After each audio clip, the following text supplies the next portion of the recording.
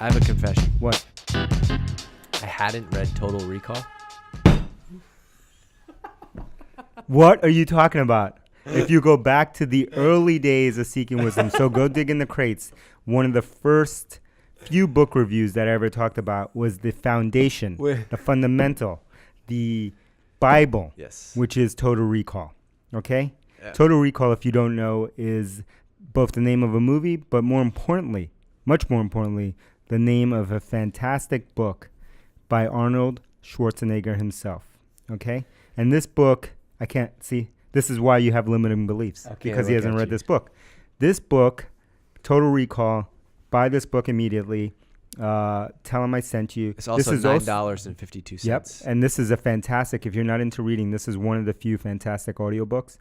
So you read this or listen to this book. Does he do it? Yeah, this is a man. He does the audiobook? Yeah, this is a man who has manifested. Actually, I don't remember. I think he does. It's been so many years. But this is a man who's manifested his own destiny. Not once, not twice, not 3 times, not 4 times, not 5 times, over and over and over again. This is a man who, not to get off on Arnold Schwarzenegger here, but this is a man who, when he was in Vienna, Austria, as a little boy, at some point decided that he was going to be Mr. Olympia. Yep. Right? Trained himself every day, became not one time Mr. Olympia, but the greatest Mr. Olympia ever, right?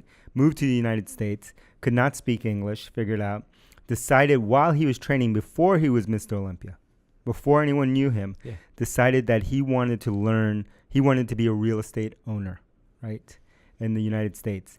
And he is one of the largest. And what he did was he went out and he always seeked out mentors. This is why this is a fundamental book to Seeking Wisdom. So he found a mentor to teach him how to buy real estate, how to sell real estate. And he is still one of the largest real estate owners in Santa Monica, LA. This Arnold Schwarzenegger. So he learned that. Then, that, and a lot of his wealth came from that, continues to come from that. Then he decided at some point that he was going to be an actor.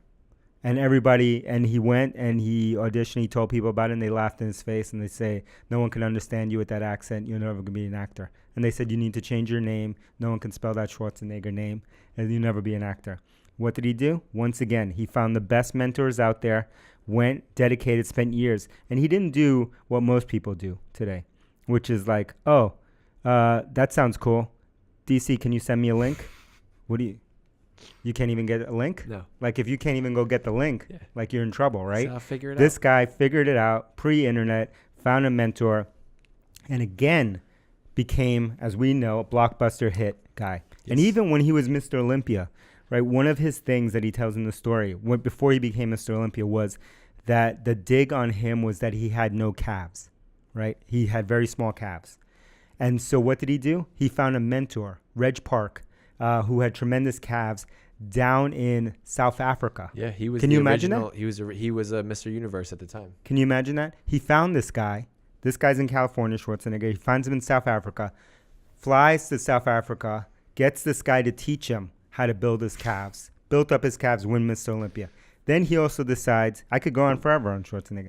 Then he decides at some point that he wants to go into politics. Obviously, we know. Yes. Into politics. He decides that he had a dream since he was a little boy because he saw John F. Kennedy that he wanted to marry a Kennedy.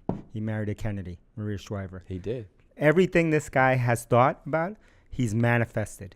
And he's gone out and not only stumbled upon it, but done the hard work, put in the reps and the sets, as he said, to make it happen. And he had no leg up on any of that stuff.